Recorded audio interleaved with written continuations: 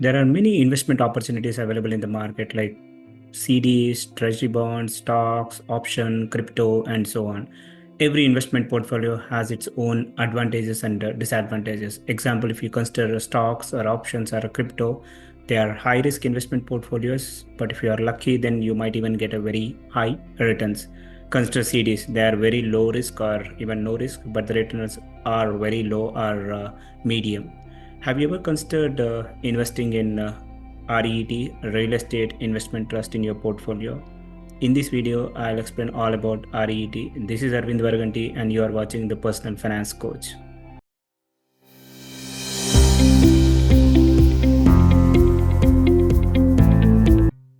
So, what is REIT? REIT is a company that owns, operates, or finances income generating real estate properties such as office buildings, apartments, shopping centers, hotels, warehouses, etc. These are modeled similar to that of mutual funds. In mutual funds, money is pulled from hundreds of investors and then invested into stock markets or bonds.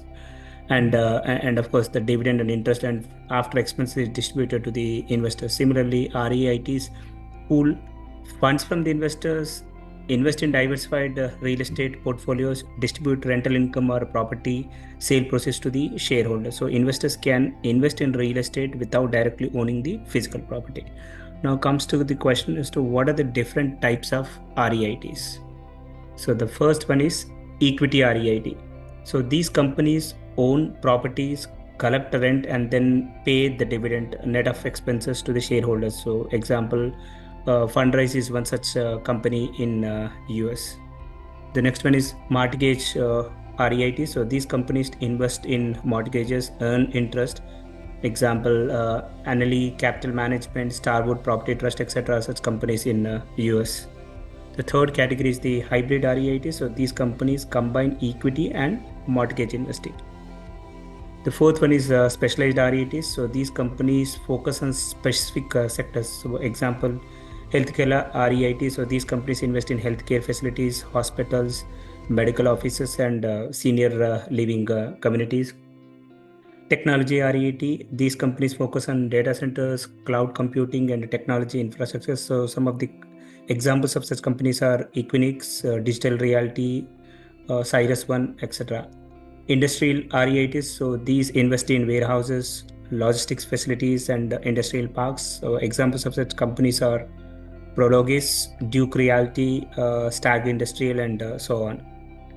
And of course, these REITs could be publicly traded on stock markets or there could be private. Now we need to understand what are the pros and cons of investing in REITs. Every investment opportunities has pros and cons, and REITs are no exception. Now let's dive into the details of these pros and cons. So first we'll start with the pros. The first one is the dividend.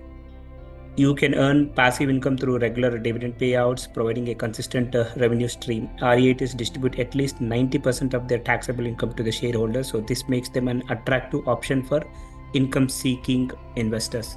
The second one is the liquidity.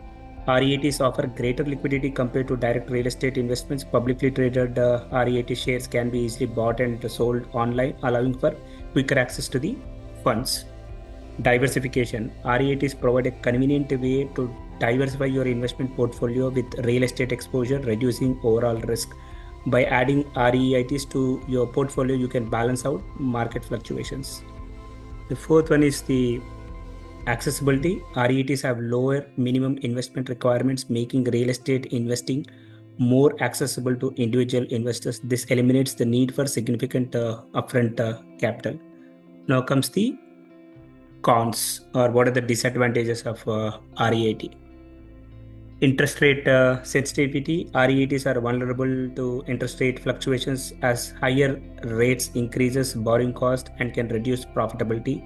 This can lead to decreased dividend payout and lower share prices. Additionally, rising interest rates can make borrowing more expensive, impacting REIT's ability to finance new investments. Market and economic risk. REITs are exposed to market and economic risks such as economic downturns, recessions, and industry-specific disruptions. These factors can decrease property values, reduce rental income, and impact occupancy rates. limited growth potential. REITs must distribute at least 90% of their taxable income to the shareholders, which can limit capital available for reinvestment and growth. This requirement can restrict REIT's ability to retain earnings for future development projects, debt repayment, or strategic acquisitions.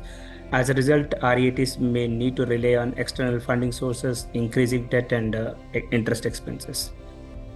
High fees. Non-traded REITs in particular can have high fees, including management, acquisition, and transaction fees. These fees can erode investor returns, reduce net asset value, and create conflicts of interest between management and shareholders.